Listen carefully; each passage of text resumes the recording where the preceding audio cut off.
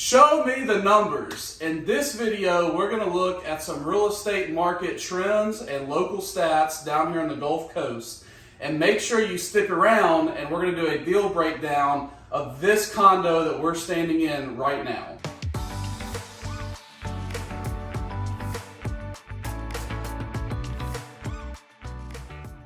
Hey everyone, welcome back to another episode of Gulf Coast Investing, where we talk about all things investing right here on the Gulf Coast. My name is Casey, and I love if you would like this video and consider subscribing to my channel if this is content that you find helpful and that you like to watch. So in this episode, I'm getting lots of good feedback. People, I kind of mentioned it in the first episode, they're saying, yeah, we want to see a deal breakdown video. We have other clients and things like that that have reached out over the past couple weeks and say, hey, you know, what does a deal even look like? Like, what do the numbers look like and all that? So we're going to get into that on the back part of this video. First, real quick, I wanted to go over kind of some market stats for, you know, kind of what the market's doing. Everybody, again, is worried about, oh, big market crash coming and all that. So, you know, what do the numbers look like? So we're going to talk about June. So June 2021 and June 2022, how the numbers compare. So the first thing we're going to look at is days on market. So this is when a seller lists their home for sale and when a buyer comes and actually buys it. So we're looking again at June 2021 versus June of 2022. So the average days on market in June of last year was 6. So 6 days, less than a week, seller lists their property, they're under contract 6 days later. 2022, this past month in June, the average, the days on market was 34. So that's about a 467% increase in the time that it's taking for condos to sell. So a couple different factors play into that. One of the biggest is being the rise of the mortgage rates. So as the mortgage rates continue to go, where last year for an investor, you could probably get a rate in the 3 or 4% range, it's about double that right now. So anytime that, you know, for that to double, you know, go up to 4%, you know, that could represent about $500,000 less that you could be approved for to buy. So that's one of the factors, you know, why homes are taking a little longer to sell. The buyer pool has gone down. The next is listings. So there were 135 listings last year. This year we had 255 listings. So obviously that's been an increase in listings. Sellers see, hey, you know, my friend Joe right down the road, you know, condo next door, hey, he got $200,000 more than what he paid for. I want to sell. So more people are selling, seeing the profits. Also with the market, with so much uncertainty, with the market kind of slowing down, people are like, hey, if I'm going to sell, I want to go ahead and sell. I want to go ahead and get out. So that's why we have more listings. That's about a 90% increase in listings that have come on the market. Listings that have sold. So for 2021, there was 119 listings sold in June. And 2022, there was only 86. So that was about a 38% decrease in listings that sold. So definitely we've seen a decrease in listings that have sold. Again, a number of factors. There's definitely across the board, you talk to agents across the country, there's more deals that are going under contract and not actually closing. So that, you know, again, interest rates, other factors, more listings that come on the market, the buyers have a little more buying power. So that is, you know, a factor that we've seen about a 38% decrease in actual sold listings this June compared to last June. A lot of the sellers are wanting to maximize their amount. So again, average price over $1 million, average sales price $926,000 for this year. So it was about $671,000 last year. So that's still a 38% increase in the sold price. So now let's actually break down the deal, break down the video. So I'm going to show you some clips of this condo that we were in. It is in the Sand Dollar complex in Gulf Shores, Alabama. So right now, you could buy that condo for $364,000 is the current asking price. So if you put 10% down on that, it would be $36,400. For this scenario, we're going to put it at 20% down. So when you have an investment property, investment loan, if you're not paying cash, you're going to have to put down anywhere from 10, 15, or 20%. That's what the mortgage company is going to require. Some places are even 25% depending on the building. For this scenario, we're going to say 20% down. So that's $72,800. Other things to look at. So when you go to closing, you not only have your down payment, that goes to the mortgage company, you have your closing costs. So those can be things like an inspection that could run you about $500, an appraisal that could run you about $700. Sometimes you got to pay for that up front with the mortgage company. Sometimes you pay for that at closing. So those are all things that go into the closing costs. And then your overall closing cost is about $7,000. Again, that's give or take a couple grand. That has to do with many other factors that we look at. But again, that's paying your part of the title fee. Then that's where the title company researches the title, makes sure that the seller that's selling you the property is the actual legal seller to sell it.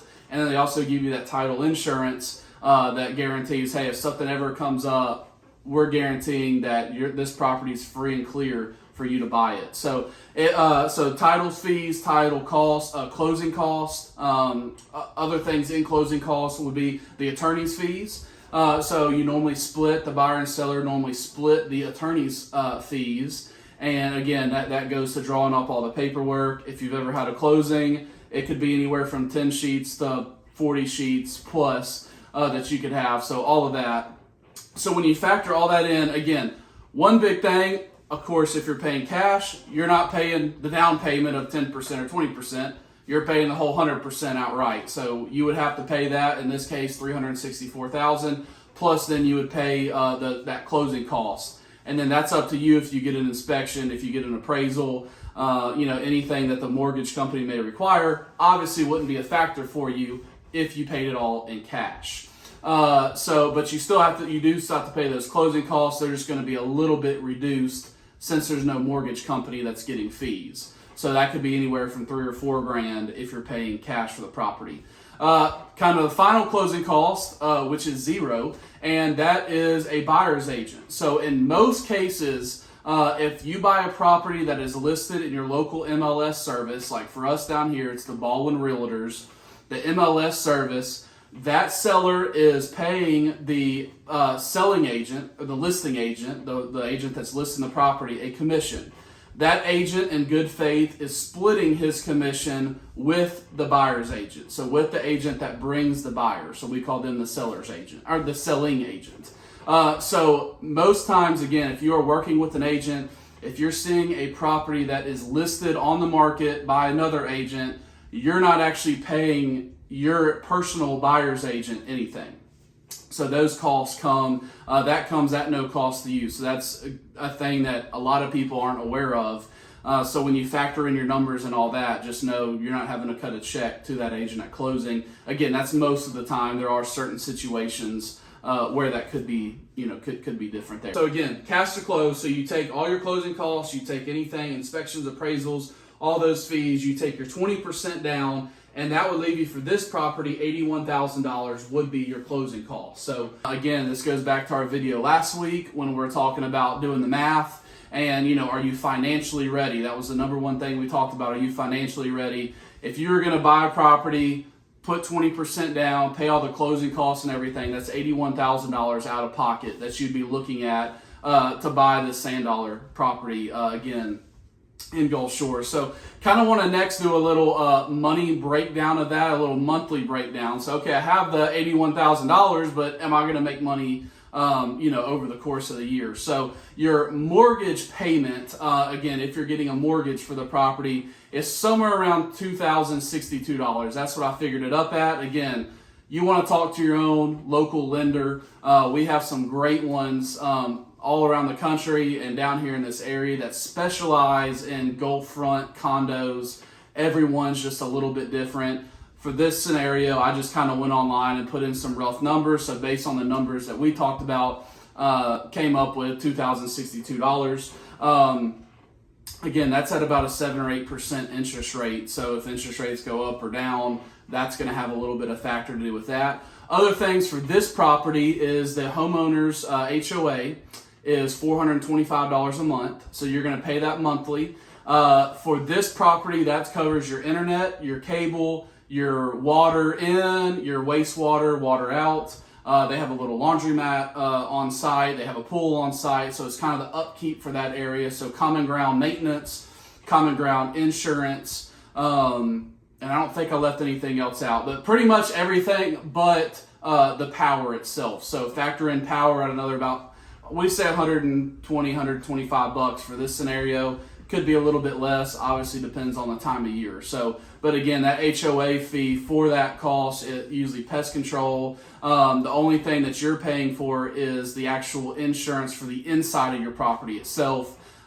We have one client that he has a 3-bedroom beachfront condo. That condo, it costs him about $100 a month, and that's it to cover the inside, the contents, insurance. You're also going to want to look at any renter's insurance if you're renting it out. And that's liability insurance to make sure you're covered. So if somebody comes onto your property and gets hurt or claims they got hurt, that you're covered there. So that leaves your monthly cost at $2,612 per month. So that's a yearly cost of $31,344 per year that is going to be required of you to pay the mortgage company and then your other fees, the HOAs and all that. So now we look at, okay, on the rental side, is it going to make me any money? So we've done a projection for this unit, and this unit makes about $35,550 a month. A month. That'd be great, wouldn't it? A year. So about $35,550 a year that this unit will make. And that's, if you as an owner aren't going in and staying in it every other weekend, staying in it July 4th weekend, if you were just going to come in and rent it out solid. So we take those numbers, subtract them from each other, and you get right over $4,000. So $4,206 is the cash that you will get, that you will collect as profit for the year. That's what we look at for the set money, but as we like to say, but wait, there's more. So appreciation, that's one thing we haven't talked about. So again, last year, the average for down here was about 38% appreciation. We're going to call it a little more conservative and call it 4% appreciation. So that's right over $14,000 based on the $364,000 condo. Right over $14,500 that you're going to make in appreciation. Of course, that's not money in your hand. That's your unrealized gains. But still nice to have, about almost $19,000 between appreciation and rent money collection that you're making, again, on this property. Of course, I'm not a tax expert. Always a great thing. Make sure if you're buying an investment property, you have your tax accountant that knows how to work with investment properties. They can get you all types of things like tax write-offs, depreciation. Again, they're writing off, maintenance repairs, light bulbs, all that kind of stuff to make sure you can maximize your tax returns each year. We have a lot of clients that they end up, not having to pay that much. You can show a loss, if that's the scenario, you show a loss and it's actually going to help you with your taxes. So other great tax benefits on top of, again, the unrealized gains and the appreciation and the rent cost, the rent collection, the money that you cost there. So hope that y'all have enjoyed this video. Again, I wanted to give a cool little market update and got great feedback of people wanting a deal breakdown. So hope y'all enjoyed this deal breakdown video. If you liked it, if you liked the deal breakdown video, if it made sense, if you had any other questions or anything like that, I would love if you dropped a comment and just let me know, hey, love this, do another one. What about this condo? What about that? Whatever it is, I would love if you leave a comment. And as always, make sure you hit the like button. That helps the YouTube algorithm. It tells YouTube that, hey, people like this content, so more people will see it. So hope y'all enjoyed this, again, this market update, the deal breakdown video, and we will be back and see y'all again next week.